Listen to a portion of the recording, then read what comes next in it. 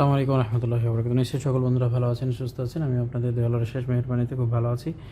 এই মুহূর্তে একটি ফোন, এটা হচ্ছে অ্যানাদার টেকনিশিয়ানের হাত থেকে আসা ফোনটা খোলা অবস্থায় আমি আপনাদের সামনে উপস্থাপন করছি। আর এই ফোনটাতে আপনারা দেখতে পাচ্ছেন স্যামসাং গ্যালাক্সি S8 প্লাস।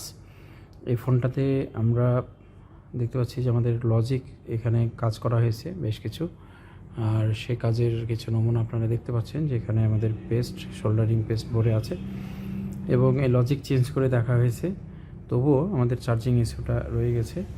আর চার্জিং ইস্যু যেটা আছে সেটা কীরকম দেখুন, টেম্পারেচার প্রবলেম।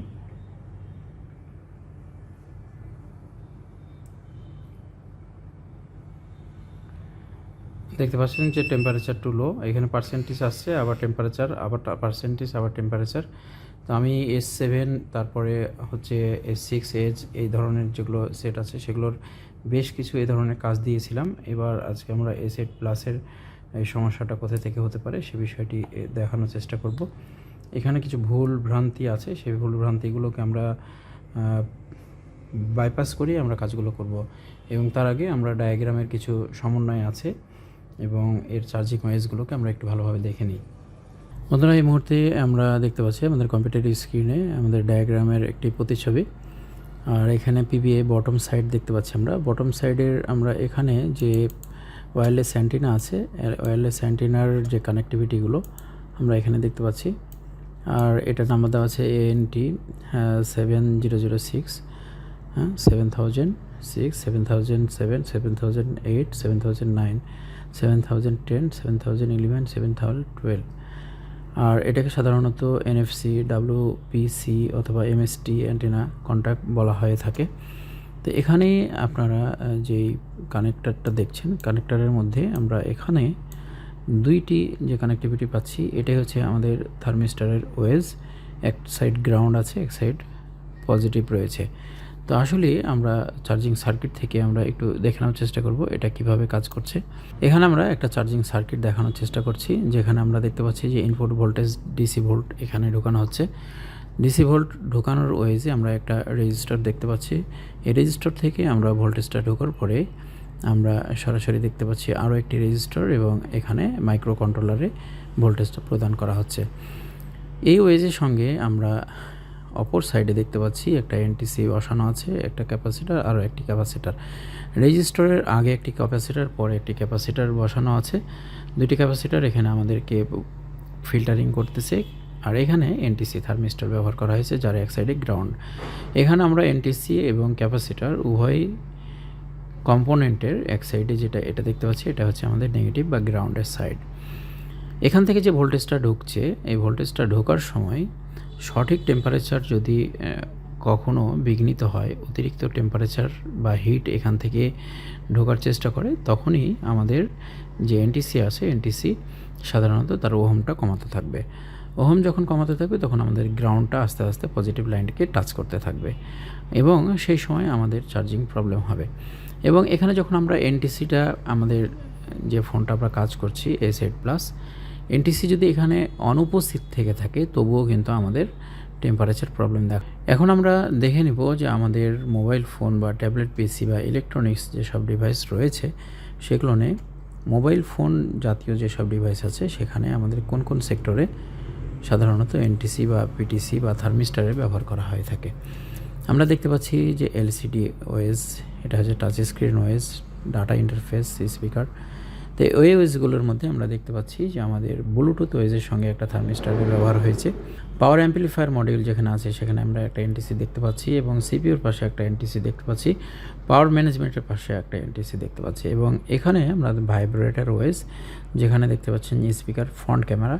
তো ফ্রন্ট ক্যামেরার ওয়েজে কিন্তু আমরা একটা থার্মিস্টারের ব্যবহার দেখতে পাচ্ছি এবং ব্যাটারির পাশেই আমাদের একটি থার্মিস্টার দেওয়া আছে দেখতে পাচ্ছি। তাহলে আমরা এখানে দেখতে পাচ্ছি যে আমাদের এই সার্কিটগুলোতে আমরা একাধারে প্রায় 6টি থার্মিস্টারের ব্যবহার দেখতে পাচ্ছি NTC। আর একটা মোবাইল ফোনে একাধিক থার্মিস্টারই ব্যবহার করা হয়ে থাকে, বিভিন্ন সেকশনে বিভিন্নভাবে কাজ করছে এটা। তো আশা করি আমরা বুঝতে পেরেছি। এখন আমরা থার্মিস্টার সম্পর্কে আরও ভালোভাবে জানলে চোখ রাখুন, ইনশাআল্লাহ থার্মিস্টারের আরও কিছু ভিডিও আসবে। বিগত দিনে আমি কিছু ভিডিও দেওয়ার চেষ্টা করেছি। বন্ধুরা, এই মুহূর্তে আমরা ডায়াগ্রামের সমন্বয়টা দেখলাম। এখন আমরা এটা সরাসরি কাজ করব। আমি এখানে স্ক্রু লাগানো আছে, দেখতে পাচ্ছেন। এই স্ক্রুটা হচ্ছে এখানে যে আমাদের ওয়্যারলেস যে অ্যান্টিনাটা রয়েছে, অ্যান্টিনাটা যেন আমাদের মাদারবোর্ডের সঙ্গে কানেক্টিভিটি অ্যাকুরেট পায়, সেজন্য আমরা এটাকে স্ক্রু করে রেখেছি। আমরা এটাকে বোঝার জন্য একটু খুলে নিয়ে দেখব।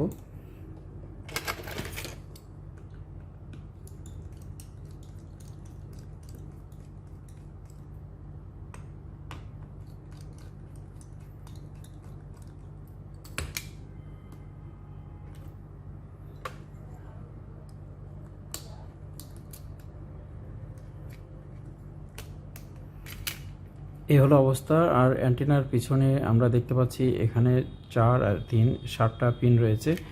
এই পিনটা কিন্তু আমাদের এখানে কানেকশন রয়েছে এবং এই কানেকশনগুলো সম্পর্কে কিছুটা আপনারা ধারণা পেয়েছেন।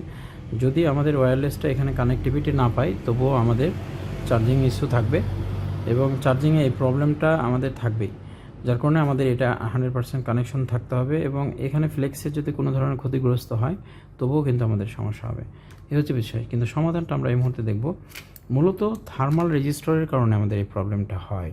আর থার্মাল রেজিস্টর আমাদের চার্জিং আইসি, পাওয়ার সেকশন, সিপিইউ আশেপাশে বিভিন্ন জায়গায় থার্মাল রেজিস্টরটা ব্যবহার করা হয়ে থাকে এবং টেম্পারেচার জনিত যেসব প্রবলেম আছে, সেই প্রবলেমগুলোর সিকিউরিটি হিসেবে আমার থার্মাল রেজিস্টর কাজ করছে।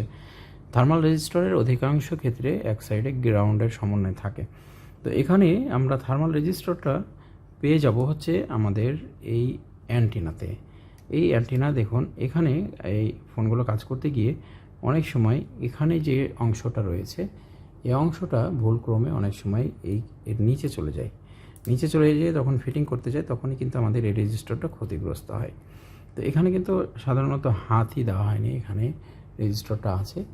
এই রেজিস্টরটা এখানে হাতই দেওয়া হয়নি, সম্ভবত এই রেজিস্টরটা কোনো প্রবলেম হয়েছে, এরকম হতে পারে। আমরা এই রেজিস্টরটাকে রিমুভ করব এবং এখানে একটা থার্মাল রেজিস্টর আমরা বসানোর ব্যবস্থা করব ইনশাআল্লাহ।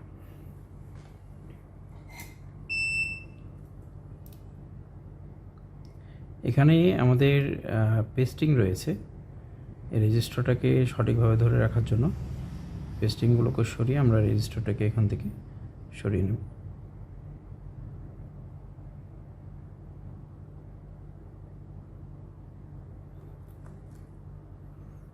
এই হচ্ছে আমাদের সেই রেজিস্টরটা।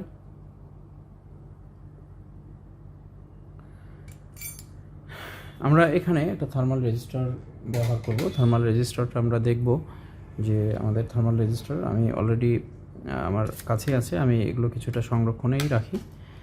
আর এখান থেকে আমরা মিটারের মাধ্যমে এটাকে চেক আউট করব।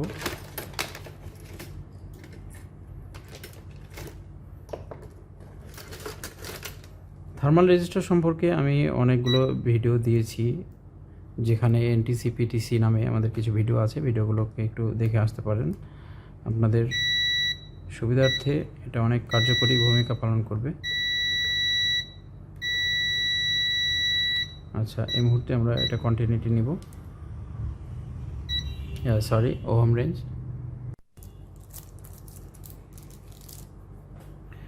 ওহম রেঞ্জে নেওয়ার পরে আমরা যে রেজিস্টারটা কাজ করতে চাচ্ছি, সেই রেজিস্টারের আমরা একটু মানটা একটু যাচাই করব।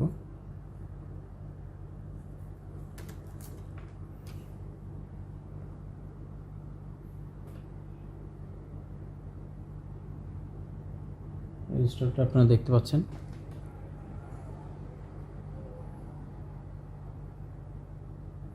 এটা আমরা স্যামসাংয়ের বোর্ড থেকে কালেকশন করেছি।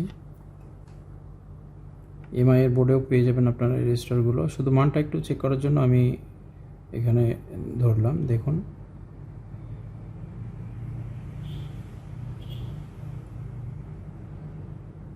$36 কিলো ওহমস, 36 কিলো ওহমস। তাহলে আমরা এই ওহম সমমানের ওহমগুলো আমরা এখানে লাগানোর প্রচেষ্টা করতে পারি। আর এখানে অ্যান্টেনাটাকে একটু খুলে নিয়ে যদি আমরা লাগানোর চেষ্টা করি, তাহলে আমাদের কাজটা সুন্দর হবে। অথবা এটাকে উল্টায় নিয়ে কাজ করা যেতে পারে।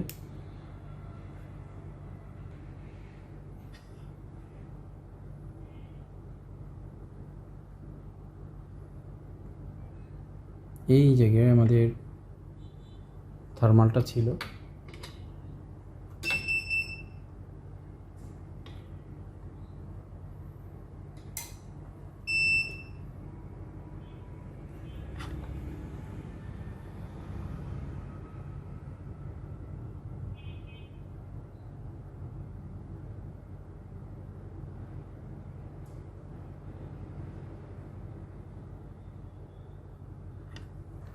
এখানে থার্মাল রেজিস্টার ছাড়া অ্যানাদার কোনো রেজিস্টার আপনারা দেওয়ার চিন্তাভাবনা করবেন না, এটাতে রেজাল্ট আসবে না।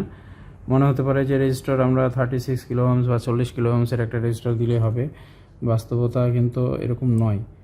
এর জন্য আমাদেরকে রেজিস্টার থার্মাল রেজিস্টারই হতে হবে।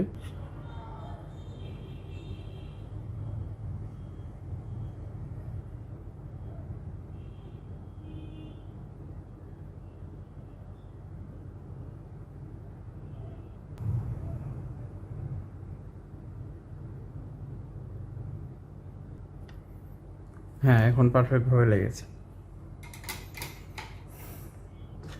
একটু আমরা চেকিংয়ে আসবো এবং এটাকে একটু পারফেক্টলি আমরা এটাকে ঘুরিয়ে উপরের সাইডে নিয়ে আসবো, কারণ হচ্ছে যে নিচে গেলেই এই জিনিসটা ডিস্টার্ব হয়। আমরা জাস্ট স্ক্রু দুইটা লাগিয়েই চেক করব। সেটা আবারও বলি, খোলামেলা অবস্থায় এসেছিলো। কাজটাকে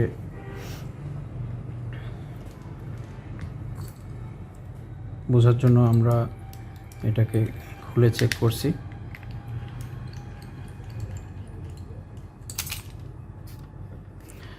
এই স্ক্রুটা কানেকশন করার অর্থ হচ্ছে যেন আমাদের ওয়্যারলেসটা কানেক্টিভিটি হয়ে যায় মাদারবোর্ডের সাথে। এগুলো আমাদেরকে ফিটিং করতে হবে, তবে আমরা আগে ফার্স্ট টাইম চেক করে নেব আমাদের এটা ঠিক হয়েছে কিনা।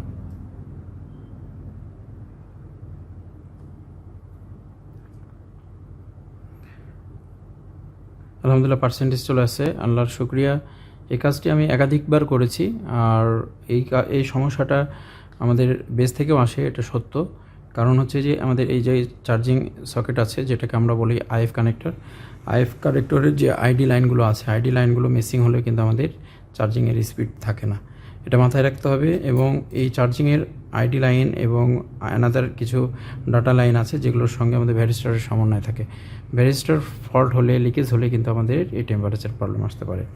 এছাড়াও আমাদের আইসি সেকশন থেকেও কিন্তু এই ধরনের সমস্যা আসে, কিন্তু অলমোস্ট এই ফোনটাতে প্রাথমিক যে ট্রিটমেন্টটা সেটা কিন্তু এখান থেকে। এবং এটা সহজে চোখে পড়ে না যে আমাদের এই অ্যান্টিনার পিছনে একটা রেজিস্টার রয়েছে। এই রেজিস্টারটা আমাদের মোস্ট ইম্পর্টেন্ট ছিল, এবং এটা হচ্ছে নর্মাল সাধারণ রেজিস্টার না, এটা হচ্ছে এনটিসি। তো সকলকে ধন্যবাদ। ভিডিওটি দেখে যদি ভালো লাগে অবশ্যই আপনারা সুন্দর একটি মন্তব্য করবেন, ভিডিওটি শেয়ার করে সকলকে দেখার সুযোগ করে দিবেন। গ্লোবাল নলেজ ইন্টারন্যাশনাল ট্রেনিং ইনস্টিটিউটের সঙ্গে থাকার জন্য সকলকে ধন্যবাদ জানাচ্ছি। আসসালামু আলাইকুম ওয়া রাহমাতুল্লাহি ওয়া বারাকাতুহু।